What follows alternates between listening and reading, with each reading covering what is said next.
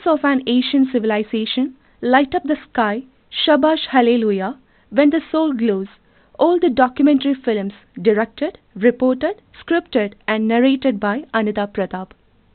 ഞാൻ ആ ഡോക്യുമെൻ്ററി ചെയ്യാനുള്ള കാരണം എന്താണെന്ന് വെച്ചാൽ ഞാൻ നേരത്തെ പറഞ്ഞല്ലേ നമ്മൾ CNN-ലോ ടെലിവിഷനിലാണെങ്കിൽ 90 സെക്കൻഡ്സ് 90 സെക്കൻഡ്സാണ് നമുക്ക് കിട്ടുന്നത് ഒരു വിഷയത്തെക്കുറിച്ച് പറയാനായിട്ട്.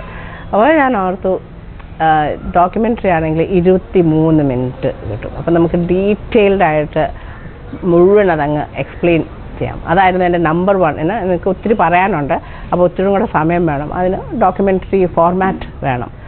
അപ്പോൾ അതാണ് മെയിൻ കാരണം. രണ്ടാമത് എന്നാന്ന് വെച്ചാൽ ഞാൻ എപ്പോഴും ഈ വാർ, ഡിസ്ട്രക്ഷൻ, അതാണ് വാർ കോറസ്പോണ്ടൻ്റ് ആണല്ലോ. അപ്പോൾ ഞാൻ മടുത്തു ഇങ്ങനെ ഏത് സമയം ബോംബ് ബ്ലാസ്റ്റ്.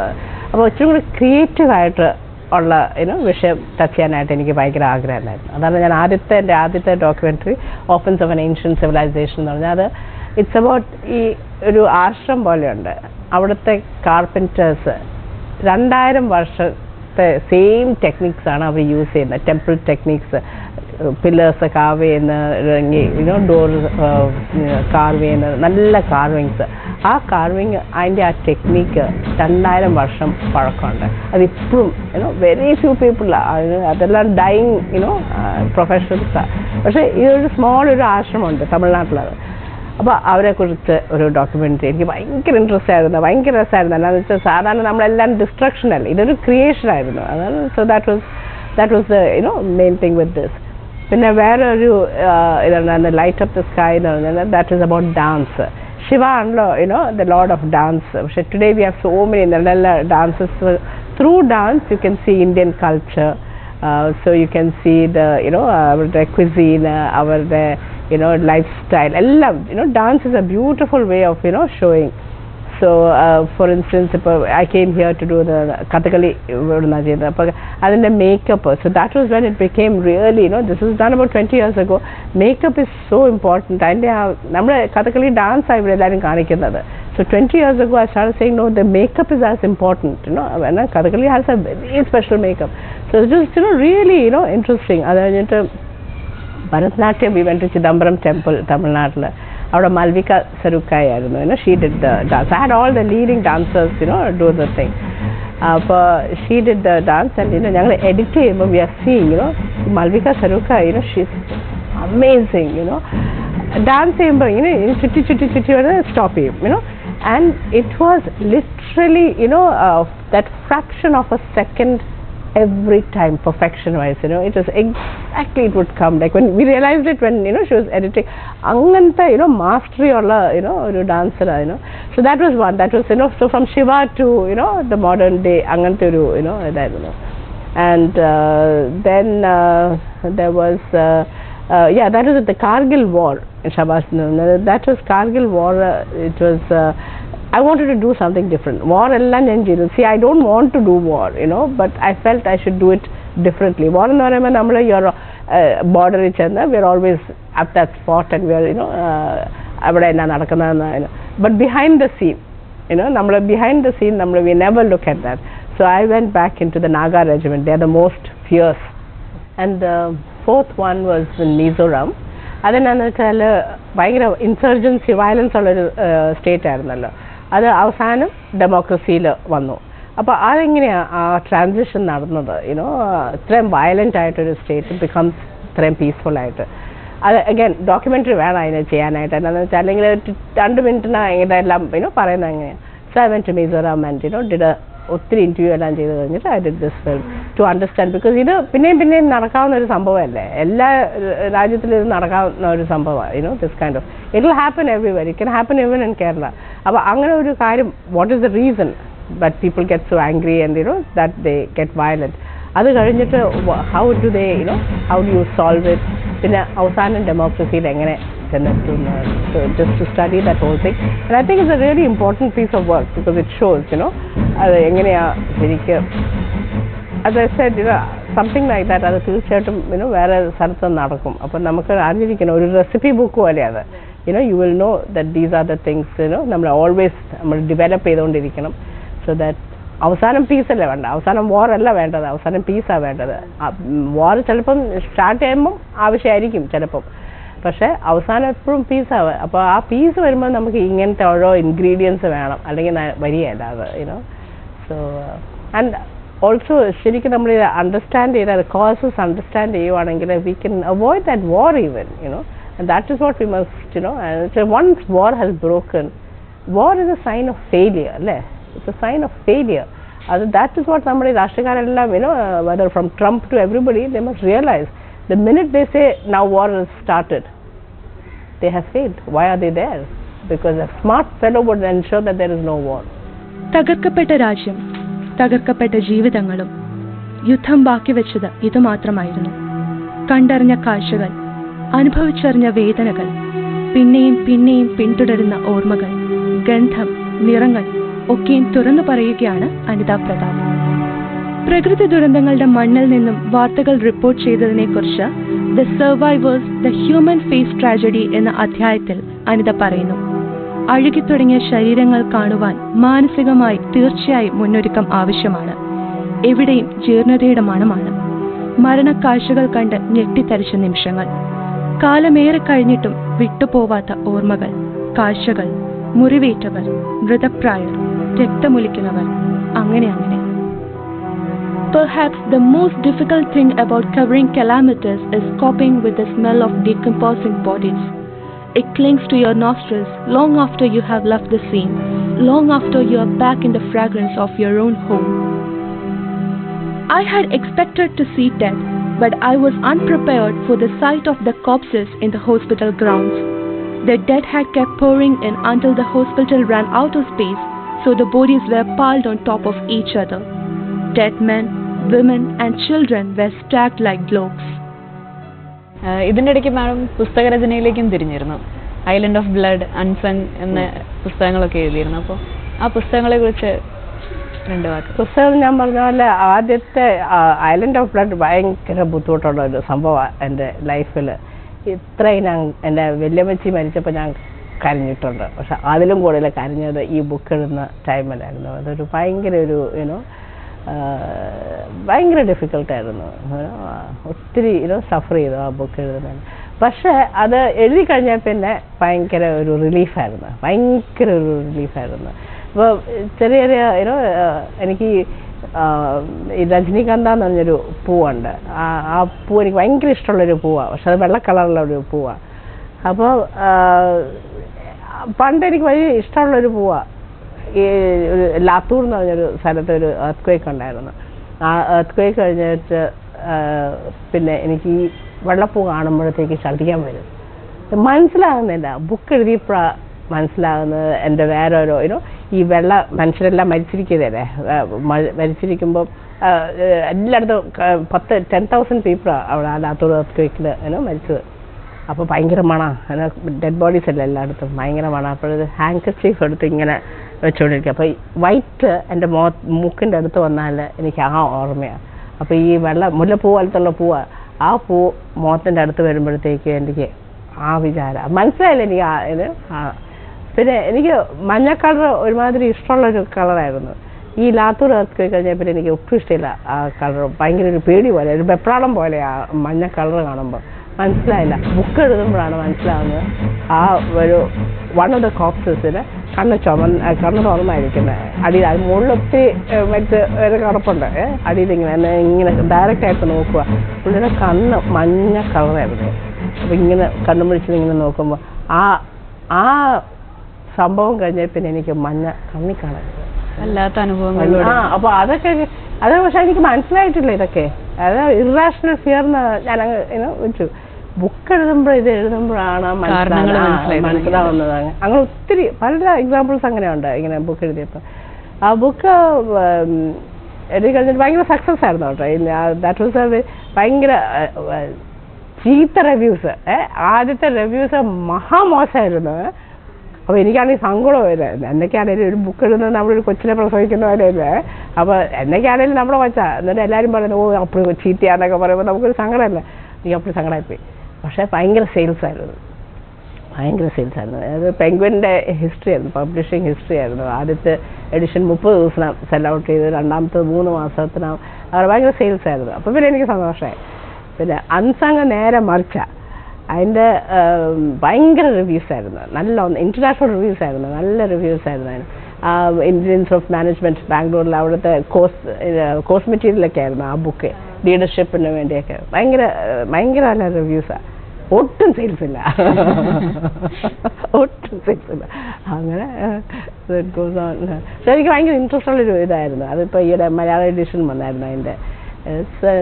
ശരിക്കും പറഞ്ഞാൽ ഇൻസ്പയറിങ് ആ ആൾക്കാരൊക്കെ 9 പീപ്പിളിനെ സെലക്ട് ചെയ്തിട്ട് സാധാരണ മനുഷ്യർ അവർ സമൂഹത്തിന് വേണ്ടി എന്തെല്ലാം ചെയ്തിട്ടുള്ളത്. അപ്പം നമ്മളവർക്ക് നമുക്ക് ഒരു 1000 രൂപ കൊടുക്കുക, ആയിരിക്കും അതുകൊണ്ട് കാര്യം കഴിഞ്ഞെന്ന്. അതല്ല, നമ്മൾ ഈ ഒന്നുമില്ലാത്തൊരു പൂ വിൽക്കുന്ന സ്ത്രീ എന്തോരം സമ്പാദിച്ചിട്ടല്ല, സേവ് ചെയ്ത് ഒരു ഹോസ്പിറ്റൽ ഉണ്ടാക്കി. അങ്ങനത്തെയൊക്കെ നമ്മൾ കാണുമ്പോൾ അതാണ് ഞാൻ പറയുന്നത്, നമ്മുടെ യങ്സ്റ്റേഴ്സൊക്കെ എല്ലാം ഫിലിം സ്റ്റാർസ് അല്ലെങ്കിൽ ക്രിക്കറ്റ് സ്റ്റാർസ്, അവരാണ് അവരുടെ ഹീറോസ്. ശരിക്കും പറഞ്ഞാൽ these ordinary people should be the heroes, because അവർ നല്ല they teach you how much, inspire you നമുക്ക് എന്തെല്ലാം ചെയ്യാം നമ്മുടെ സമൂഹത്തിന് വേണ്ടി. ഇനിയും ഞങ്ങൾക്ക് അങ്ങനെ പ്രതീക്ഷിക്കാമോ പുസ്തകങ്ങളുടനെ തന്നെ? ഒരു പുസ്തകത്തിൻ്റെ ഐഡിയ ഉണ്ട്, ഭയങ്കര കോംപ്ലിക്കേറ്റഡ് ആ ബുക്ക്. അത് ഭയങ്കര ഇൻട്രസ്റ്റിംഗ് ആണ്, പക്ഷെ ഭയങ്കര കോംപ്ലിക്കേറ്റഡ്. അപ്പോൾ അതുപോലെ ടൈം വേണം. ഇപ്പം എനിക്കറിയാൻ പറ്റില്ല അത്ര ടൈം എനിക്കതിന് കൊടുക്കാൻ പറ്റുള്ളൂ. കാരണം ഇങ്ങനെ ഇൻട്രസ്റ്റ്. വേറൊരു കാര്യം, ഞാൻ ആ ബുക്ക് തുടങ്ങിയിട്ടുണ്ടെങ്കിൽ അത് മാത്രമേ ചെയ്യാൻ പറ്റത്തുള്ളൂ. അതുപോലത്തെ കോംപ്ലിക്കേറ്റഡാണ്. അത് എഴുതുമ്പോൾ അത്രയും കോംപ്ലിക്കേറ്റഡ് അല്ല, പക്ഷേ എൻ്റെ background research material is very complicated. അപ്പോൾ അത്രയും സമയം എനിക്ക് കിട്ടുമോ എന്ന് എനിക്കറിയാൻ മേല. ഇപ്പോൾ ഉടനെ ഈ വർഷം അടുത്ത വർഷം എനിക്ക് തോന്നുന്നില്ല, പക്ഷെ അത് കഴിഞ്ഞിട്ട് എനിക്ക് അത് സ്റ്റാർട്ട് ചെയ്യാൻ ഇഷ്ടം. അത് it's set A little bit in Kerala so അത് ഭയങ്കര ആഗ്രഹം എനിക്കത് എഴുതാനായിട്ട്. പക്ഷെ ഞാനത് സ്റ്റാർട്ട് ചെയ്തതായിരുന്നു 2011 ഞാൻ സ്റ്റാർട്ട് ചെയ്തായിരുന്നു. അപ്പോൾ സുനാമി വന്നത്. അപ്പോൾ പിന്നെ എൻ്റെ എല്ലാം മാറി. ഒത്തിരി ചെയ്യാനുണ്ടായിരുന്നു. അപ്പോൾ പിന്നെ ഒന്നും ചെയ്യാൻ പറ്റിയില്ല. അപ്പോൾ പിന്നെ ഇപ്പോൾ അത് കഴിഞ്ഞിട്ട് പിന്നെ സമയം കിട്ടിയിട്ടില്ല എനിക്ക്. അപ്പോൾ ഞാൻ എൻ്റെ മൈൻഡിലുണ്ട് എങ്ങനെയെങ്കിലും അതൊന്ന് സ്റ്റാർട്ടപ്പ് ചെയ്യാനായിട്ട്. ബുക്കാണ് എനിക്ക് ഏറ്റവും ഇഷ്ടം. ശരിക്കും പറഞ്ഞാൽ ബുക്കാണ് എനിക്ക് ഏറ്റവും ഇഷ്ടമുള്ളൊരു സംതൃപ്തി തരുന്നത്. അതെ, എന്താണെന്ന് വെച്ചാൽ അതൊരു മെഡിറ്റേഷൻ പോലെയാണ്. ഭയങ്കര ഇൻട്രസ്റ്റ്. നമ്മുടെ മെഡിറ്റേഷൻ ആകുമ്പോൾ നമ്മൾ ടോട്ടലി ഇൻവോൾവ്. അതുപോലെ എനിക്ക് എഴുതുന്നത് ചുമ്മാ അല്ല, സംതിങ് ഓർ ദി അതർ അതും അനുഭവങ്ങൾ തന്നെയാണോ? അല്ല, ദാറ്റ്സ് വെരി ഡിഫറെന്റ്. അത് കൂടെ ഞാൻ പറയുന്നില്ല. അവസാനം ഒന്നും വരികയല്ല, പിന്നെ എല്ലാവരും ചോദിക്കാൻ തുടങ്ങും എഴുതിയില്ല. അപ്പോൾ that's very much in the I know what the book is, പക്ഷേ it's still very early and I don't even know അത് നടക്കുമോ ഇല്ലയോ പബ്ലിഷ് ചെയ്യുമോന്ന്, ഞാൻ എഴുതുമോ തന്നെ എനിക്കറിയാൻ മേല. നടക്കുമെന്ന് നമുക്ക് പ്രതീക്ഷിക്കാം. അതെ, I hope so. I also hope so. It's interesting. കേരളത്തിലെ ഇന്നത്തെ മാധ്യമ പ്രവർത്തന മേഖല എങ്ങനെയാണ് വിലയിരുത്തുന്നത്? ഹൊറിബിൾ. ശരിക്കും ഞാൻ പറയുന്നത് and this is not just Keralam, it is also India മുഴുവൻ. I think it is very bad because the journalists are excellent, but the journalism culture has become very bad. So എന്താണെന്ന് വെച്ചാൽ ഞാനിപ്പോൾ നിർത്തി. I don't watch TV, any Indian TV I don't watch. എന്താണെന്ന് വെച്ചാൽ ചുമ്മാ ഇരുന്ന് അങ്ങോട്ടും ഇങ്ങോട്ടും ഇരുന്നുകൊണ്ട് യെല്ലിങ് കോൺടെസ്റ്റാണ്. ചുമ്മാ ഇരുന്ന് I don't know what they do, അപ്പോൾ what is the point? ആരും എന്നാ പറയുന്നതെന്ന് നമുക്ക് ഒരു അറിവില്ല. Then what is the point of wasting our time? I don't think this, I don't know why they do it. But North Indian channels പണ്ടേ അങ്ങനെ ആയിരുന്നു. Why do you follow the worst example? I don't understand, So this is really, I mean, I feel really bad. And I said the journalists are all very good. I've met many of them. Excellent journalists. നല്ല talent ഉള്ള journalists ആണ്. But it seems to be as a TRPക്ക് വേണ്ടിയാണോ ചെയ്യുന്നത്, അങ്ങോട്ടും ഇങ്ങോട്ടും ചുമ്മാ ഇരുന്നുകൊണ്ട് arguments. അത് ആർഗ്യുമെന്റ്സിന്റെ മനുഷ്യർക്ക് മനസ്സിലാവുകയാണെങ്കിലും കുഴപ്പമില്ല. മനസ്സിലായില്ല. This is, I mean, actually I would say Kerala is better than North Indian. Kerala is better. Some amount of discussion takes place. But അതുകൊണ്ട് കാര്യമായോ what is the use of വേറെ ഒരുത്തൻ്റെ ഒപ്പീനിയൻ എനിക്ക് തന്നെ അയാൾ അങ്ങനെ പറഞ്ഞെന്ന് അയാൾ അങ്ങനെ ചിന്തിച്ചിട്ടുണ്ടെന്ന് ഇൻഫർമേഷൻ തരൂ അത് മതി വേറെ ഞാനെന്നാ ചിന്തിക്കുന്നത് എനിക്കറിയാം ബട്ട് എനിക്ക് അതിൻ്റെ ഇൻഫർമേഷൻ തരൂ so that I don't know that emphasis on information. What are we here for? We are not here for entertainment, but information is very good, it's very entertaining. അത് ആ ധാരണയെ മാറിപ്പോയിട്ടുണ്ട്.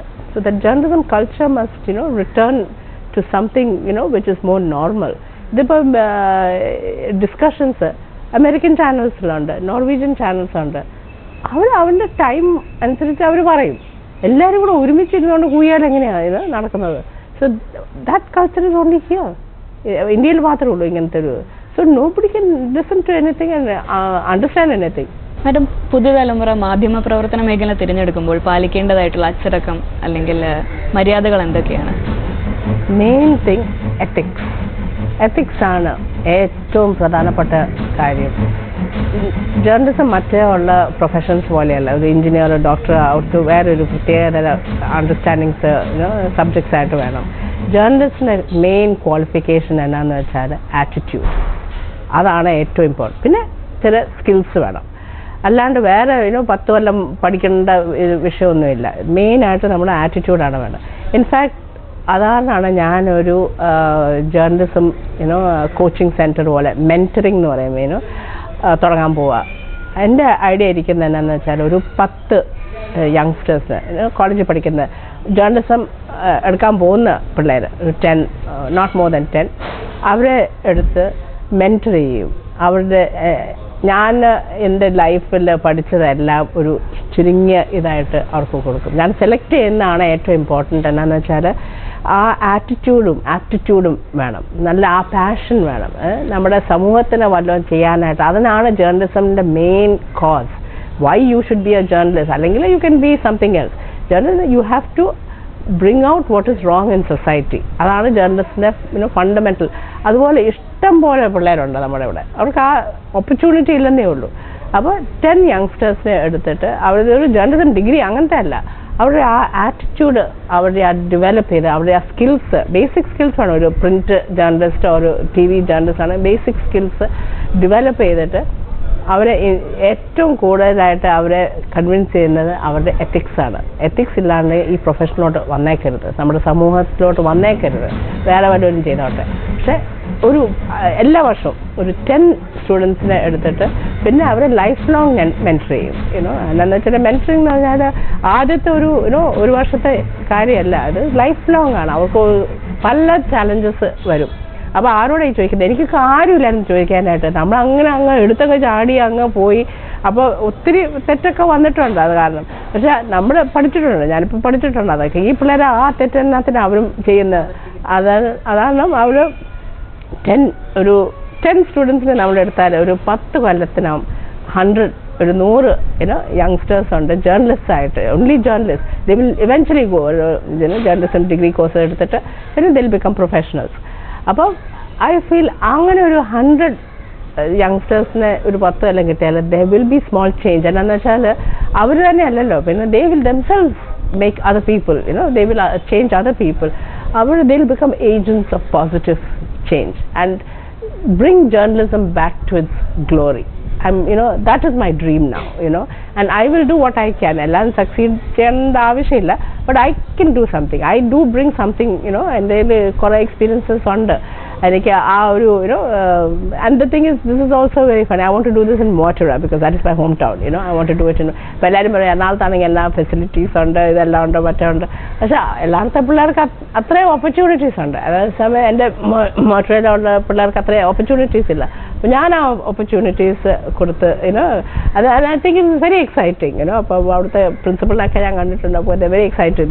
എനിക്ക് 39 സ്റ്റുഡൻസ് ഉണ്ട് അവർക്ക്. ഞാൻ പറഞ്ഞു 10 മതി, മോർ ദാൻ 10 എനിക്ക് ഹാൻഡിൽ ചെയ്യാൻ മേലെ. Because quality is everything, and shaping the personality and encouraging them, because there will be time or ഭയങ്കര depressed ആയും they'll get upset, they'll get stressed. ആ സമയത്ത് കൂടെ നമ്മൾ നിന്നില്ലെങ്കിൽ then there is no point. പക്ഷെ കൂടെ നിൽക്കുന്ന പറഞ്ഞാൽ ഒരു ഫോൺ കോൾ അല്ല, you have to be really with them. So it's not possible, for me it's not possible more than ഒരു 10 പിള്ളേരെ ചെയ്യാൻ പറ്റത്തുള്ളൂ. But 10 years, 100 പിള്ളേരായി, and they will themselves keep changing, and I'm hoping that this will become a positive change in the field of journalism. വേറൊന്നും വേണ്ട, journalism തന്നെ ഇതാൽ, that is my fundamental area, no? So that is where I'm hoping that I can now give back to society. It can spread like a wave. I don't know, that's all very grand, but I'm just doing what I can, and my goal is very clear. Krishnanda, the goal, Lashyam, my goal is very clear what I want, and I don't want quantity, only quality. I want only 10, I don't want more. And they will themselves bring the change, and that is, I think, the best contribution that I can do, and the best contribution that I can do for both journalism and for my state.